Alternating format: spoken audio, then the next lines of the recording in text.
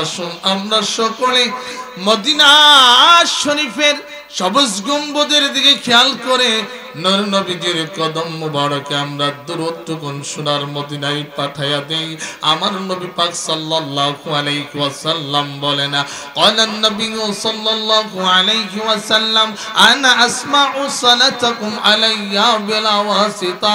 আমি নবীজি বলে দিলাম, আমার কোন উম্মত যদি আমি রাহমাতুল লিল আলামিন নবীকে একবার দুরূদ অথবা সালাম দেয়, আমি রাসূল বলে দিলাম আমার পাগল পারা উম্মতের সালামটুকুন আমার কাছে ফেরেশতা পৌঁছায় না, আমার কাছে সরাসরি পৌঁছে যায়। আমি রাসূল পাক সাল্লাল্লাহু আলাইহি ওয়াসাল্লাম নিজ কান মোবারক দিয়ে শুনতে পাই।